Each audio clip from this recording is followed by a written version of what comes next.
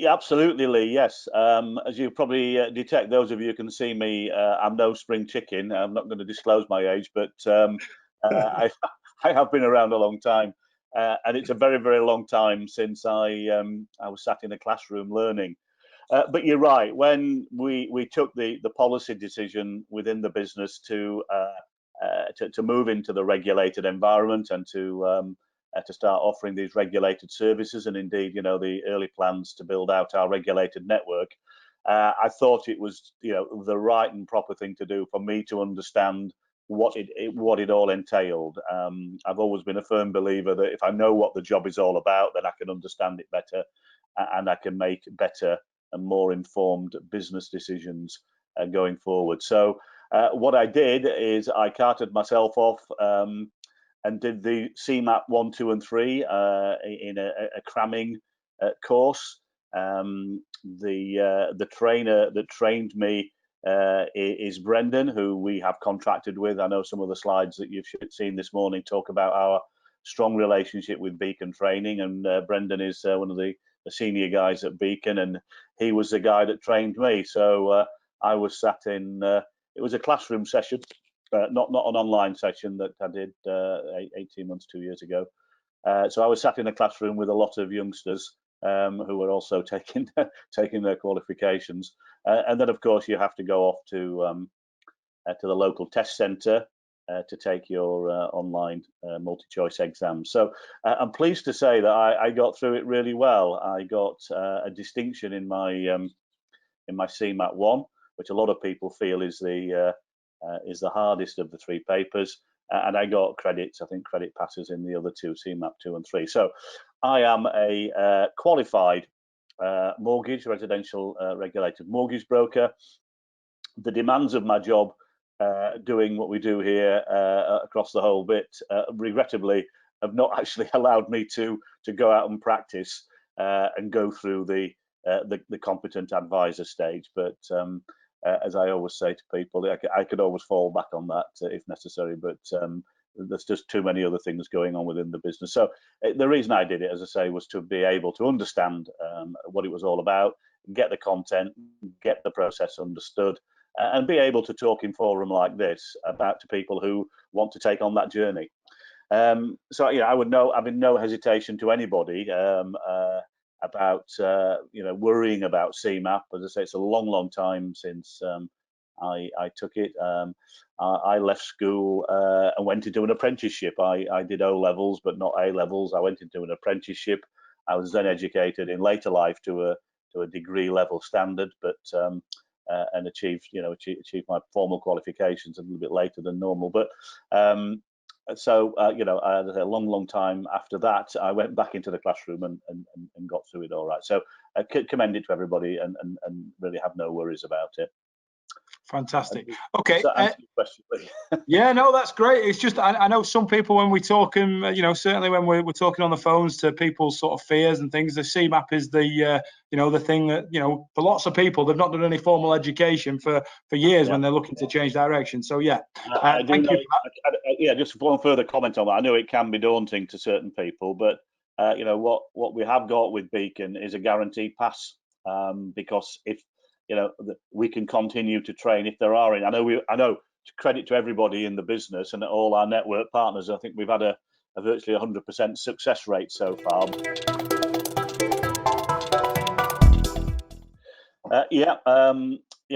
The usual things. When I started the practice, it was me and my dog at the kitchen table, so to speak, just to get things moving.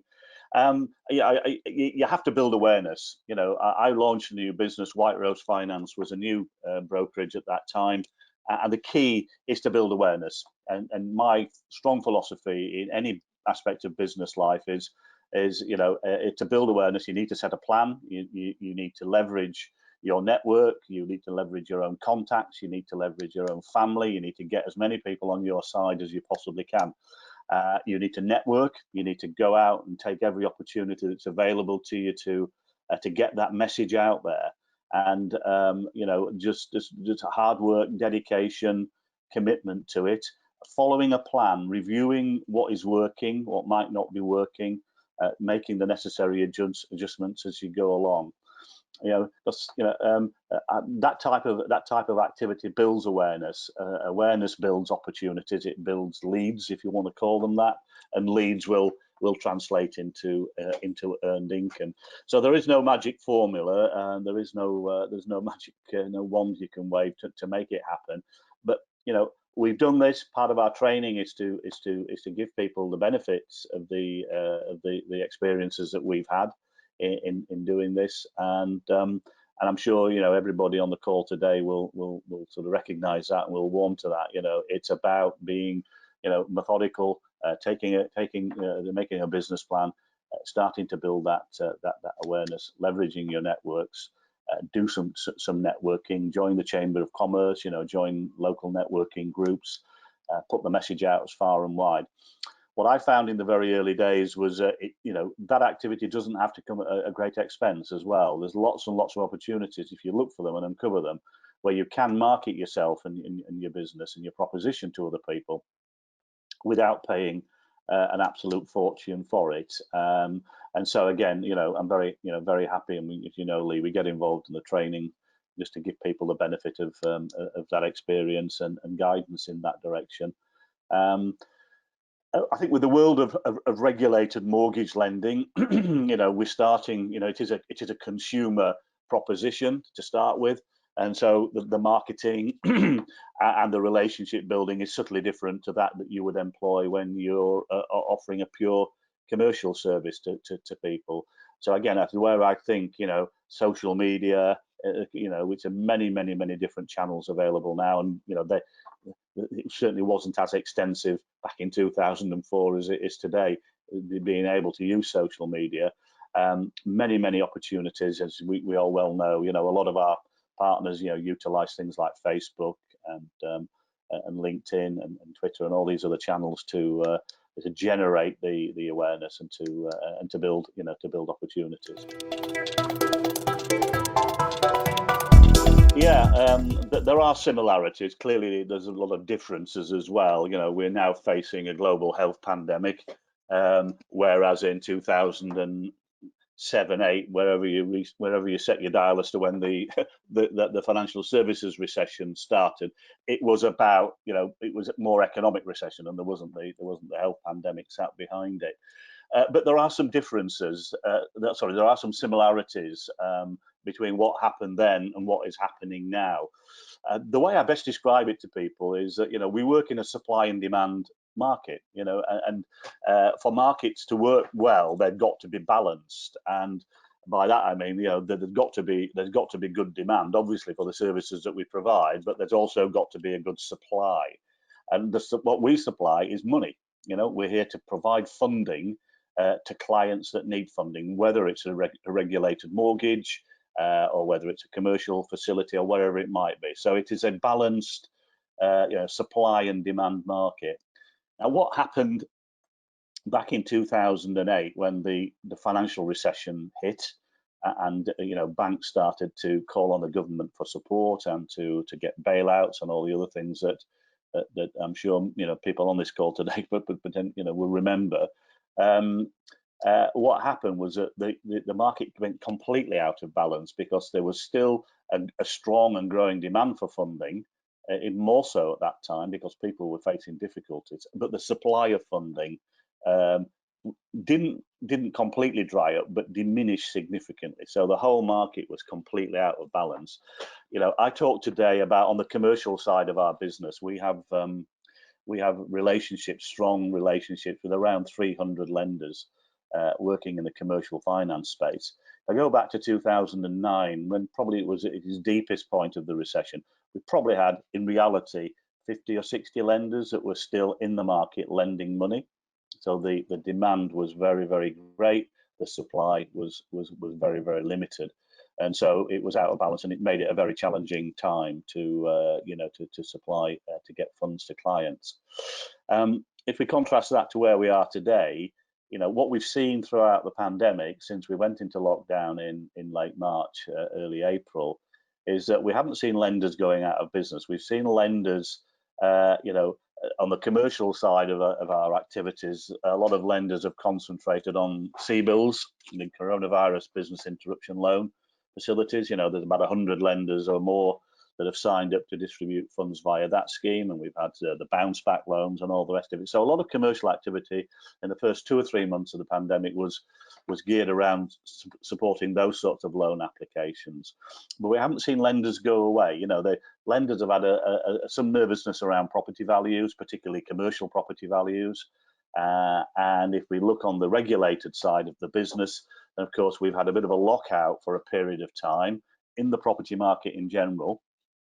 Estate agents and everyone else involved in the sector locked out. So when we came out of the first lockdown, there was this pent-up demand. And I think if you look at the statistics, what you'll see is that when we get into the first couple of months following the first lockdown, the number of mortgage approvals, the number of house sales actually went very, very sharply upwards, because there was this bottleneck, this build-up of pressure in that system.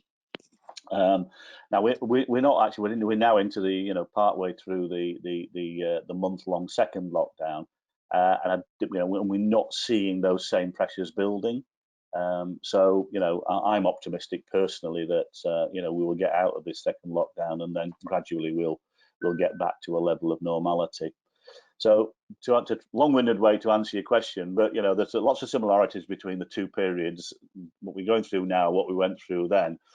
But the big stark difference is the supply and demand situation. The absolute dearth of good available funding at that time. In the financial recession, which we haven't seen. We haven't seen that. Still a very liquid market. You can speak much more intelligently than I can about the lending in the regulated space, but certainly in the commercial space, it's continued unabated. We've not seen any lenders go out the market at all.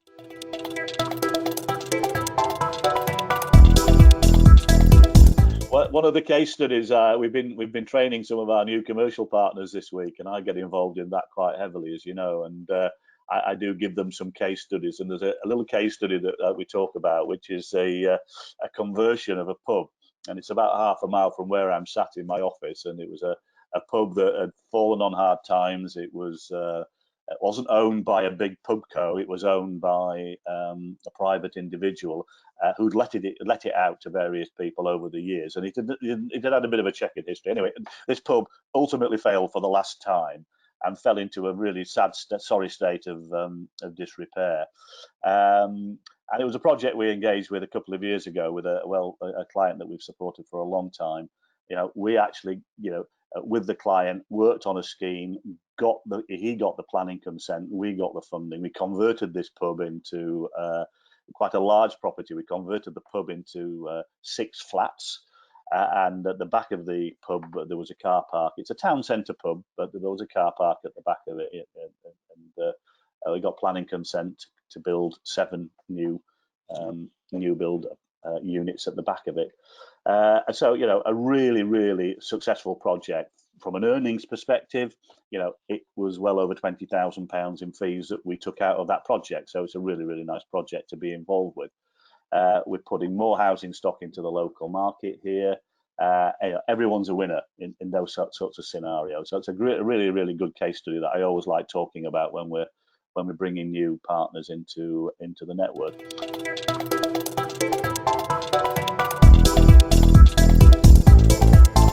All I would say to everybody that's logged in today, that's shown an interest in Your Mortgage Plus, is do consider it very seriously.